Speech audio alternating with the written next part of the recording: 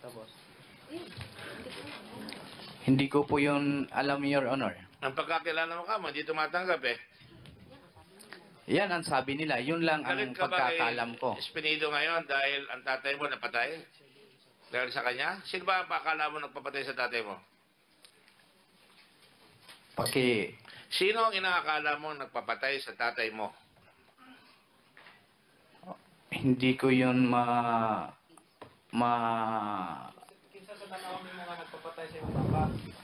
mahirap magbintang eh. So, wala akong Pinagmamasdan kita kanina, nakatingin kang maigi kay Colonel Marcos. Sabi nga namin, it's General Pacquiao, talagang mata sa mata. Pinapanood ka namin dito eh. Oh. This is Senator Lacson, pinapanood ka namin. Very impressed. Nihintay ko na nga, pareho tayo namatayan eh. Namatay rin ang tatay ko eh. Ang hindi ko maintindihan, bigla ka maniniwala kay Espinido. Hindi po ako naniniwala kagad, Your Honor. Kasi kaya nga, kinonfirm ko muna ni Jaguar at ni Peter ko. I understand that. Pero nasiyang ka mo, at sabi mo dito, hindi siya tumatanggap, at natuwa naman ako doon dahil hindi siya tumatanggap. Pero, sa kabuuan, siya rin ang nagpa-transfer sa ama mo. Siya rin ang sinasabi ng abogado mo na pinilit pumirma ang ama mo after everything has happened. But before that, siya nagpakilala sa iyo sa isang malaking tao. Hindi ko yun alam kasi hindi ko hawak yung pag-iisip niya, Your Honor. Alam ko yun. Ako rin, hindi ko hawak ang pag-iisip mo, kaya kami nagtatanong dito eh. Oh. Okay. Tanongin ko si Espiritu. Sorry, I don't know. Your rank is Chief Superintendent. That's Chief Inspector, Your Honor. Chief Inspector? Major. Major. Yes. Major, Chief Superintendent, Chief Inspector. Sinabi dito, may pinatay kang tao? Ibang na baril? Opo. Totoo ba yan? Opo, Your Honor. Kanina, kahasa sinabi mo, may pinatay ka. Saan yung pinatay mong tao? As far as record, Your Honor. No, I don't care about the record. I'm asking you a simple question. Last time, about a while ago, pumunta ka sa isang lugar, inassign ka doon, sabi mo, pinatay mo siya mismo. You remember? Yung nangyari kay Kerwin, Your Honor, mistaken identity. Yung sinabi niya, mistaken identity yun sa isang Tata Kamugaw na. Okay, wala pa ako doon. Kanina, inassign ka kamo sa ibang lugar, may pinatay ka. Wala akong pinatay sa ibang lugar, Your Honor. Wala ka sinabing binaril mo? Wala, Your Honor. I heard it distinctly. I mean, I must be... Mayroon ka sinabing nabaril siya. Ha? Sorry, Your Honor. May ni-raid kayo? Ay, yung I don't una, think Your it's Honor, right. galing ako ng, before ako na-transfer ng Albuera? Mindanao, Mindanao, oo. nagkataon na nakakuha ko yon si Simban, radio ng si IDG, Your Honor, tapos, Na isang Maranao? yes, Your Honor, Simban. Nakahabi mo, kasosyo pa ni... Sa tingin namin at the time, kompetensya, Your Honor. Kakompetensya. Oo, Buti kompetensya. natanda mo na. O, sige, tapos? Yun nangyari, Your Honor. Ako ang kasi nagpaputok yung tumakbo. Tinulungan ko yung si IDG at the time. So, hindi ikaw ang bumaril? Ako, Your Honor. Ikaw ang nakapatay? Yes, Your Honor. Oh, ba't nakakalimutan mo yun? So, nakapatay ka. Ito nga yung sinasabi ni Kerwin. Meron kang mistaken identity. Iba ang napatay. Ikaw ba yan? Yes, Your Honor. 2004 yata yun, Your Honor. Nakakaso ka doon. Yes, Your Honor. Sino yung tao yan? Arnel Anoos, ang mistaken identity, but that person supposedly is Tata warranted person, Tata Kamugaw. Yun napatay na yun. Anong pangalan niya? Arnel Anoos, Your Honor. Arnel Anood na napatay mo. Yes, Pero Your ang target mo si Arnel Maagaw? Si Tata Kamugaw, Your Honor. Tata Kamugaw. Rinaldo Kamugaw. Ano siya? Maranao? Taga-Ormoc lang, Your Honor. Dati Sparrow unit ng NPA. May 21 na case na mga polis pinatay. So, yung napatay mo na mistaken identity at that time, criminal ba yun? O NPA? One, yan? isa lang gasoline boy, Your Honor. Ha? Isang gasoline boy na kagaya ko arang lookalike lang ng ni Tata Rinaldo Camugaw. Is he a criminal? No, Your Honor. Civilian, walang kalabang-muang. Yes, Your Honor. Paano ka nakalabas doon? Siguro, Kinasuhan ka ba? kinasuhan, Your Honor, but God's will. Kasi ako, Your Honor, tinanggap yung ko, inako ko yun, admit ko yung time na yun, Your Honor. At na-dispute yung kaso. So, naawa yung parents nila.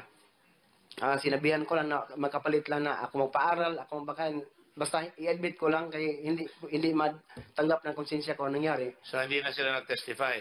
Yes, Your Honor. Hindi ka na dinimanda. Na-demanda, Your Honor, but nag-desistance.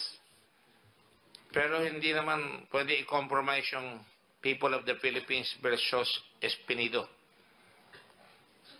Secretary of Justice, are made aware of that? Now you can compromise a murder or a killing?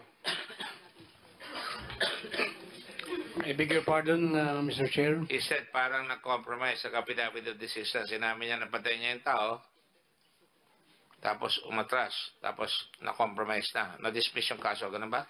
Of course, yeah, under the law, it's not allowed. That's not allowed, as a general rule, right? Yes, So this is really a failure to prosecute. yes, yeah, Your Honor. Thank you. So yun, failure to prosecute. I don't know, Your Honor. I don't know, pulis ka eh. That's what you're trying. Sa akin lang, Your Honor, sa totoo lang, siyempre, So hanggang ngayon, pinapaaral mo yung pamilya nun. hindi na nangyari, Your Honor, kasi malaki na yung pinsan kay dalawa lang sila, yung anak ay yung kapatid niya na babae. Pagkatapos, nag-ano din yung parents din na, siyempre, nakita nila na totoo na ako na naghingi ng sorry sa kanila sa nangyari. So hindi mo tinatanggap na ikaw ang tumawag kay Kerwin. Hindi talaga, Your Honor. At saka hindi ko Hindi mo kilala kilala si Dayan. Dayan naman yun. Pero, Your Honor, please, si Kerwin naman, mismo siya, Your Honor, makapagsabi kung sino si Espinido. Magtawag ako sa kanya, magtawag siya sa akin. Lahat, ang pagpayo ko sa kanya, stop na, Kerwin, stop na.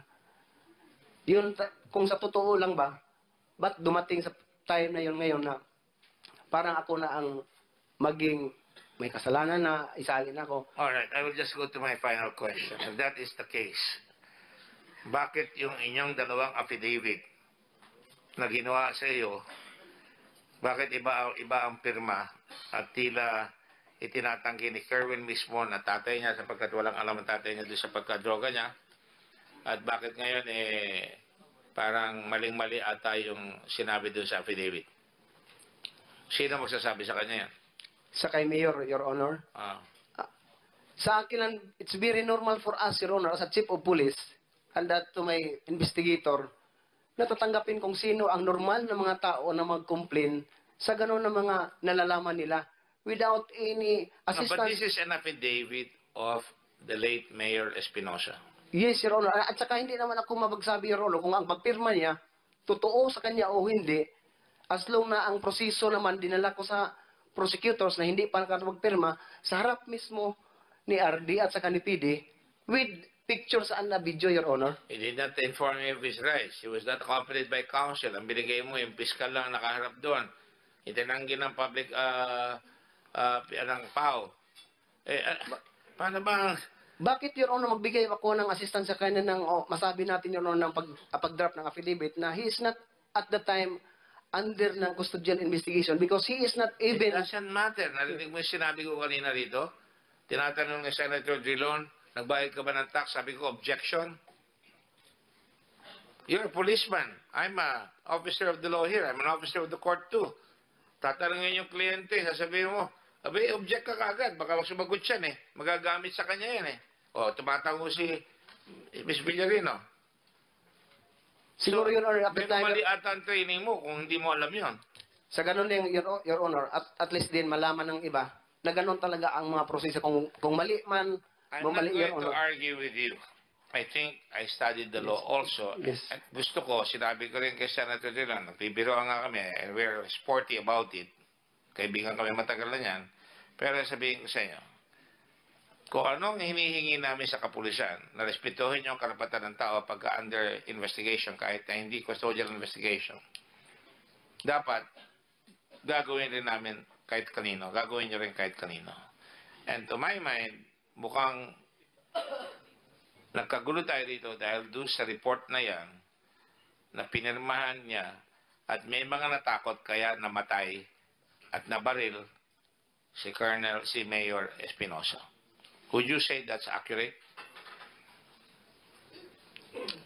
I cannot really understand what is the really process of that kind of... Naglagay kayo ng affidavit eh. Pag naglagay ka ng affidavit at nagsasabi yung parang nagtututuro yung tao, may matatakot.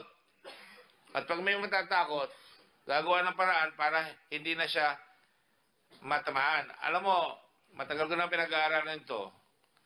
I'll tell you, nung sinabi ni President Duterte na 5 general ang involved, marami ka ako mamamatay dyan. Nakakuha kami ng testimony dito sa Chief of Police Mission ng Maynila. Bakit marami namamatay? Kasi sir, may mga pulis rin kami, pinapatay na yung mga makakapagturo sa kanila. Hinahunting namin yung mga pulis na ngayon, to his credit. Good police officer.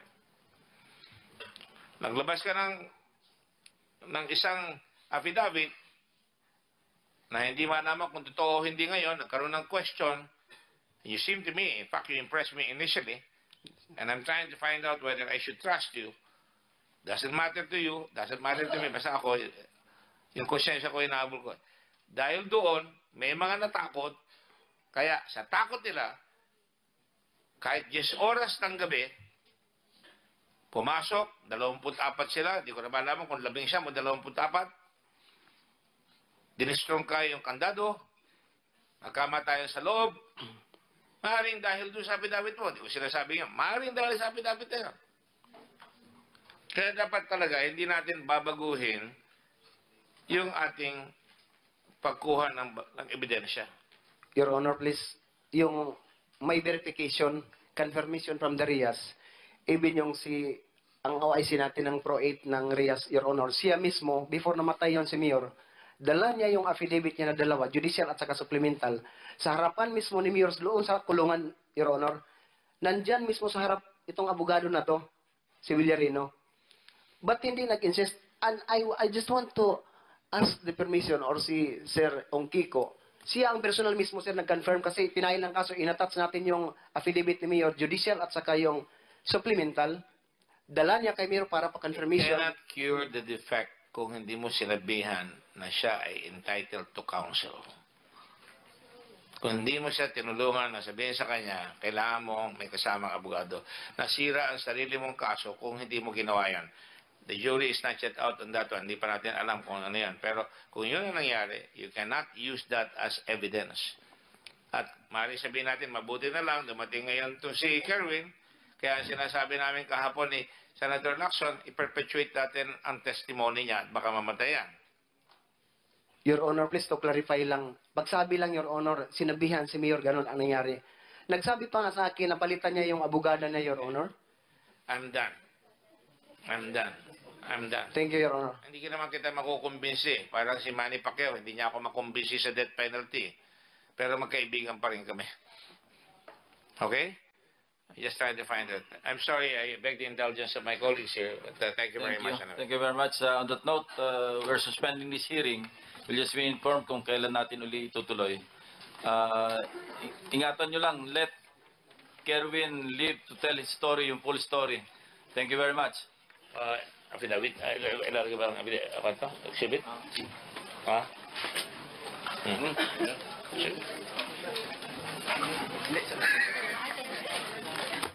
Sa committee na sir. Sa pictures.